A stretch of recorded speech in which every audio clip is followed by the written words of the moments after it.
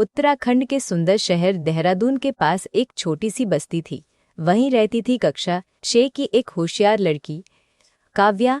काव्या पढ़ाई में तेज थी और उसे विज्ञान व प्रकृति की किताबें पढ़ना बहुत पसंद था। लेकिन उसकी एक आदत थी, वह सोचती थी कि अगर कोई काम बहुत बड़ा नहीं है तो उसे करने का क्या फ़ायदा। वह अक्सर कहती, अगर मैं बड़ा बदलाव नहीं ला सकती तो छोटी कोशिश से क्या होगा। उसके दादाजी मुस्कुराकर कहते, बेटी, समुद्र भी छोटी छोटी बूंदों से बनता है। काव्या हंसकर बात टाल देती। एक साल मानसून में बहुत तेज बारिश हुई। काव्या के घर के पास बहने वाली छोटी सी नदी उफान पर आ गई। बच्चों के स्कूल जाने के लिए जो लकड़ी का तख्ता रखा था वह पानी में बह गया। अब कॉलोनी के बच्चों के लिए स्कूल जाना मुश्किल हो गया।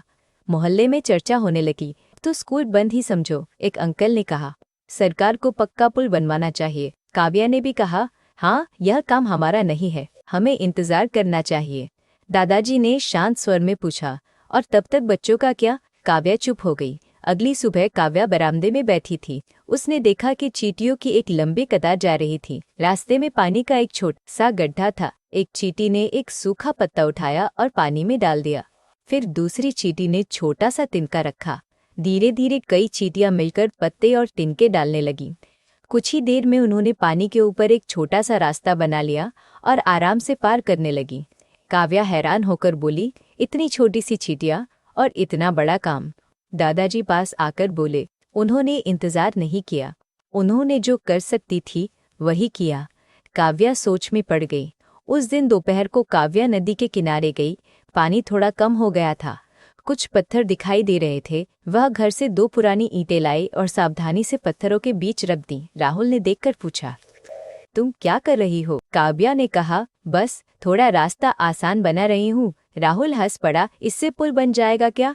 काव्या मुस्कुराई, नहीं पता, लेकिन शुरुआत तो होगी। अगले दिन काव्या फिर 2 ईंटें लाई। राहुल इस बार एक सपाट पत्थर ले आया। मीरा घर से एक पुराना लकड़ी का तख्ता लाई। धीरे धीरे और बच्चे जुड़ते गए।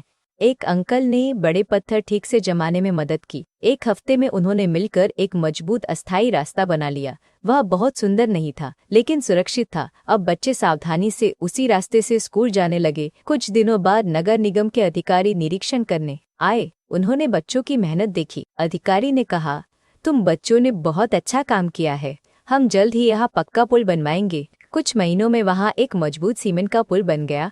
उद्घाटन के दिन सभी बच्चे बहुत खुश थे। अधिकारी ने कहा, बदलाव का इंतजार मत करो, बदलाव की शुरुआत बनो।